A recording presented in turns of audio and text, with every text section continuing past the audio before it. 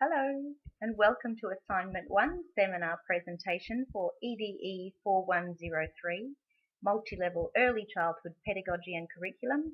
My name is Tracy Denison.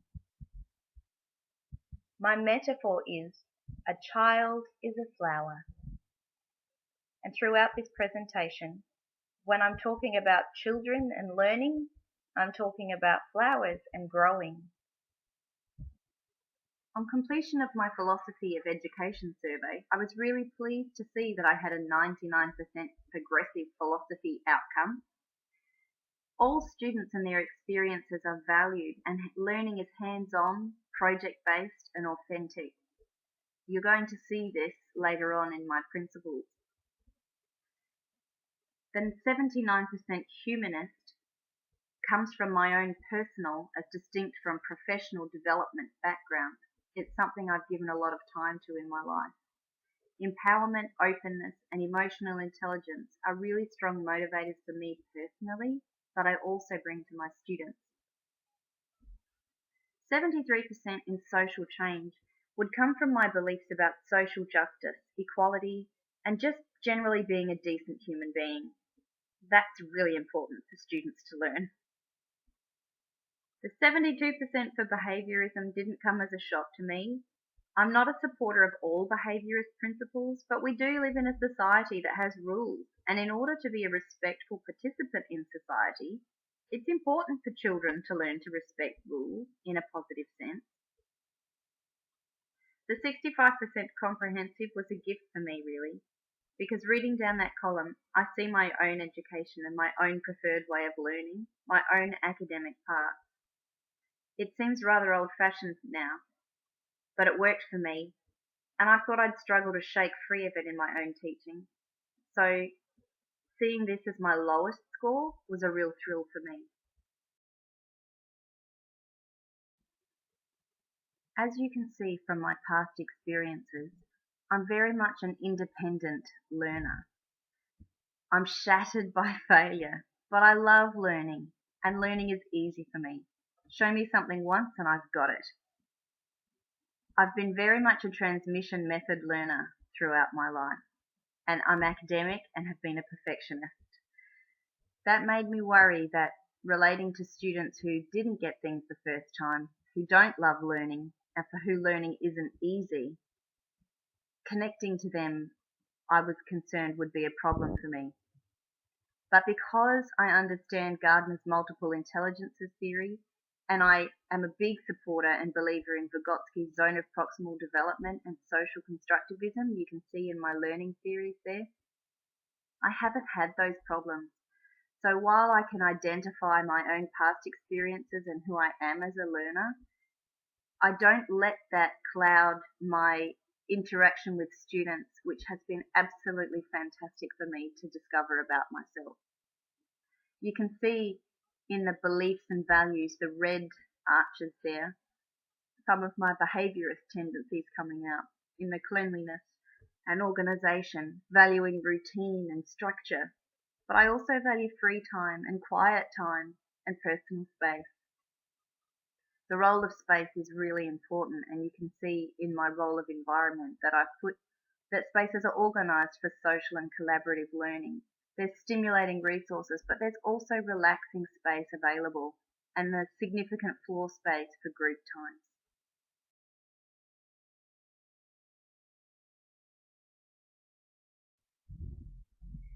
On to Principle 1.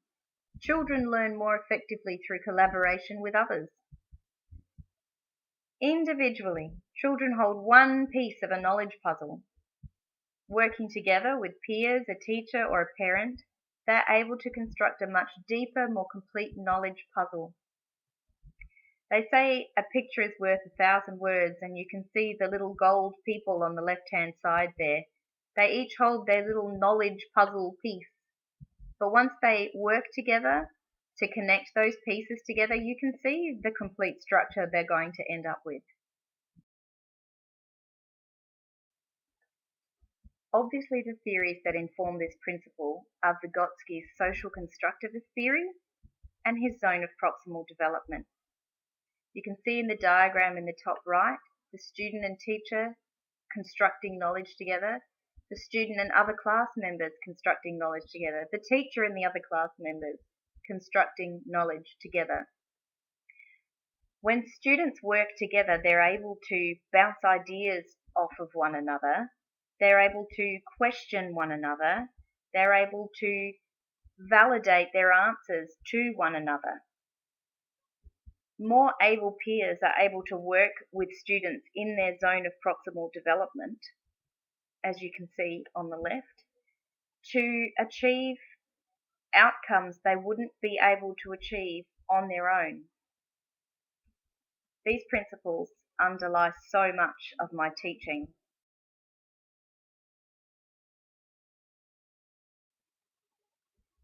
Linking this to my metaphor, just as children learn more effectively through interaction with other children, parents and teachers, flowers are pollinated by interaction with other flowers, bees, insects and wind, thus allowing them to grow, and in the case of flowering fruits and vegetables, to bear fruit.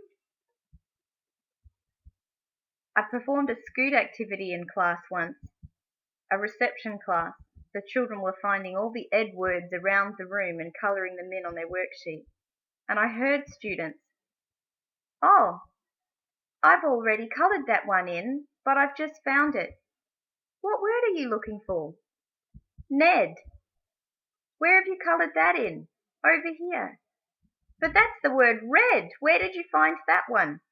"Over here." And they ran to a different part of the classroom and cross-checked their work together to work out who had Ned and who had red and who'd coloured in the wrong ones. It was wonderful to see it in action. Principle 2. Every child is an individual with their own learning needs and style. This picture hits the nail on the head. Unfortunately, a lot of the time the school discourse is just like that tree. The monkey is the academic achiever. The bird does it his own way but still manages to make a B grade. The elephant feels stupid and uses his strength to push the tree over. He's the class bully. The penguin and seal do their very best in a hug and drag attempt and probably get D. The dog will most likely end up with a C for determination and the ability to jump halfway up that tree. The poor old fish, he just straight out failed. If these animals were all asked to write their own name, let's pretend, the fish could swim in letter shapes. The dog could bark in code. 1 bark for A, 2 barks for B, 3 barks for C. The penguin could hop about on the snow to form the letters. The seal could bend his body into letter shapes and possibly even borrow the elephant's trunk to help him out. The elephant could probably paint his name using his trunk. Seen some wonderful things happen there. The bird could use his beak to write his name in a scattering of seed. And the monkey could probably write with a writing implement. Still the academic achiever there. But each animal would have its chance to succeed at the same task in their own way. Of course, this is Gardner's multiple intelligences theory. As he says, it's not about how smart you are, it's about how you're smart. Being aware of the different ways children learn and tailoring the learning experiences that to suit all the children's intelligences means that each one of them has the opportunity to be successful learners. Linking this to my metaphor, every child as an individual with their own preferred style of learning and their own unique needs is the same as every flower with its different nutritional needs, water requirements, soil preference, hours of sun needed, and climate requirements in order to flourish.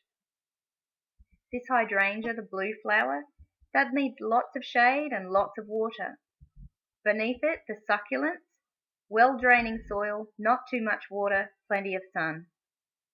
The air plant in the circle on the top right there, no soil, little bit of a mist with water to keep it damp every now and then, but plenty of air circulation around it because that's how it gets its nutrients to survive. And those pansies down in the right, well, they like lots of sun and a moderate amount of water. So what does this look like in the classroom? It looks like audiobooks as well as hard copy books for students when they're reading. It looks like meditation for getting in touch with their inner selves, calming down and becoming more intuitive. It looks like dancing just for the sake of dancing. You can call it PE. It's great for those bodies to get up and move around, even for us as teachers. It's using music to learn math.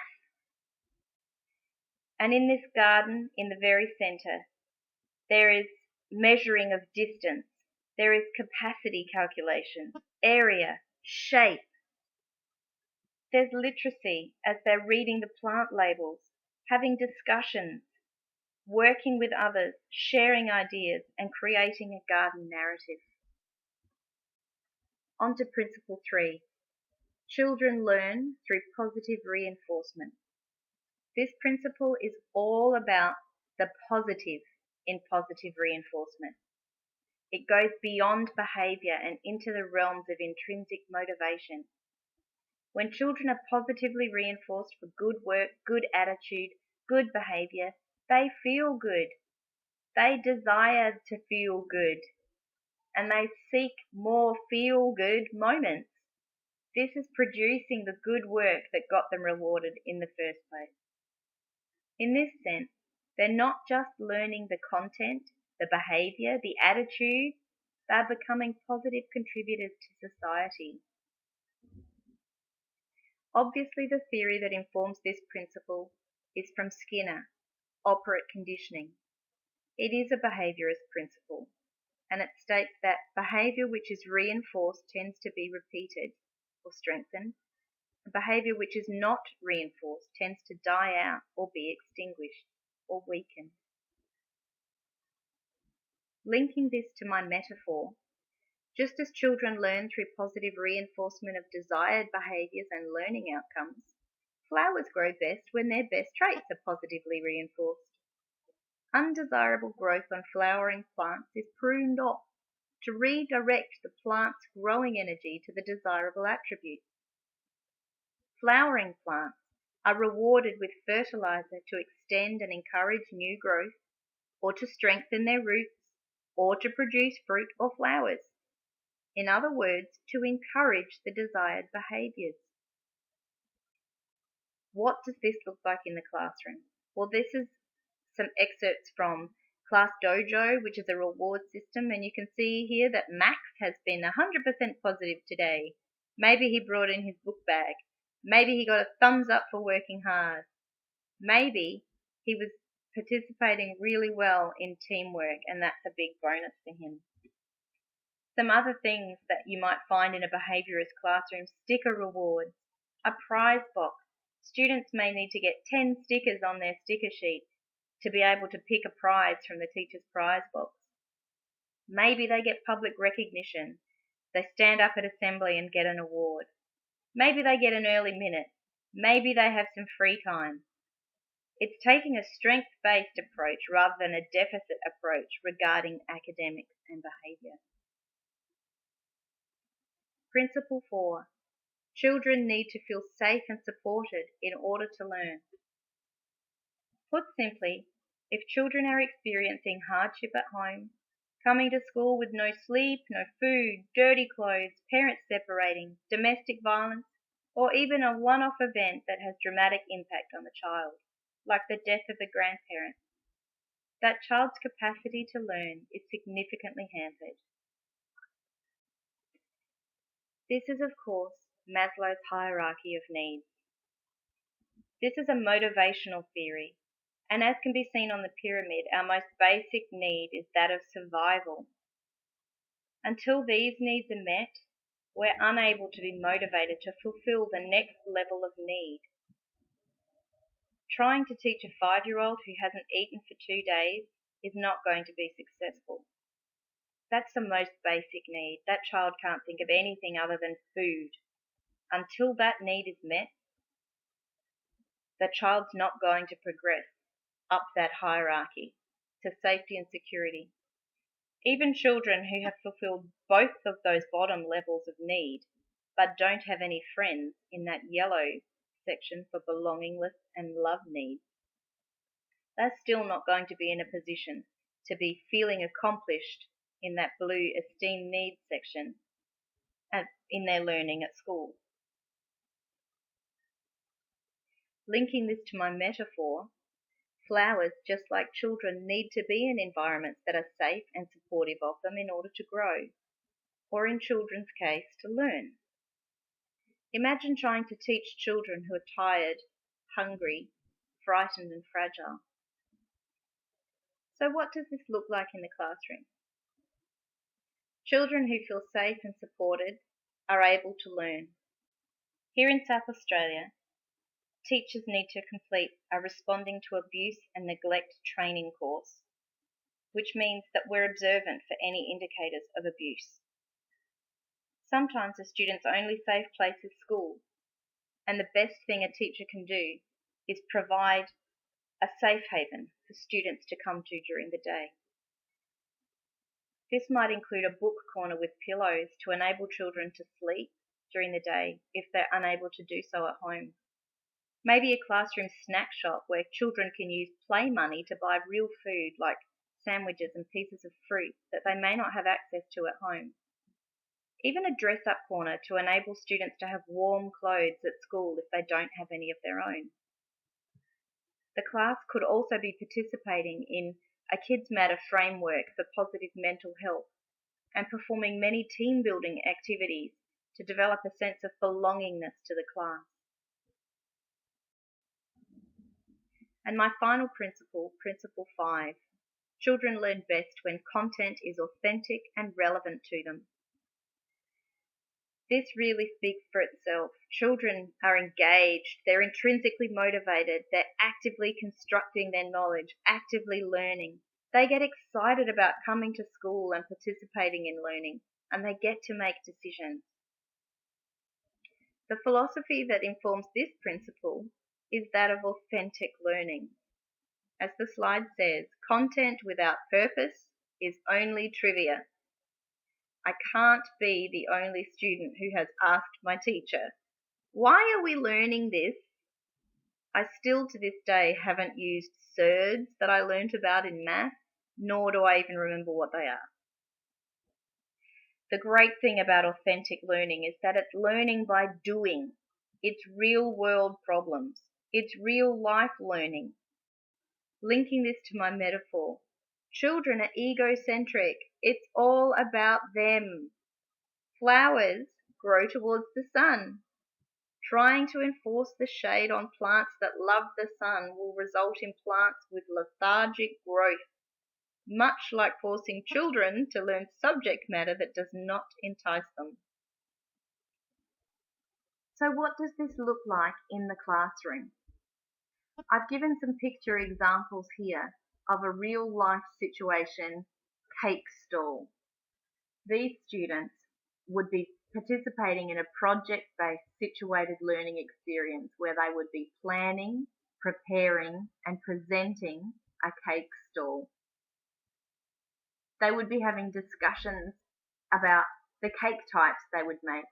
What sort of marketing would they need to do to advertise? Making flyers, putting notes in the newsletters, making labels for the cakes, researching recipes. Mathematics-wise, they'd be measuring while they were making the cakes. They'd be doing calculations, doubling or even tripling recipes based on the estimates of the volume they'd need. Basing this on the number of students in the school, whether or not they've chosen to invite parents. They would need to work out pricing. How much money have we spent on these ingredients? How much money do we need to charge for each cake? Then, of course, when serving, there'd be money handling, calculating change. There are so many different key learning areas that are incorporated in this one project-based activity. It would be an awful lot of work to put together. but gosh, it would be worth it. And in conclusion, a child is a flower. Collaborating with others cross-pollinates children's learning. Every individual child and flower has its own needs in order to flourish. Positive reinforcement encourages growth for both children and flowers.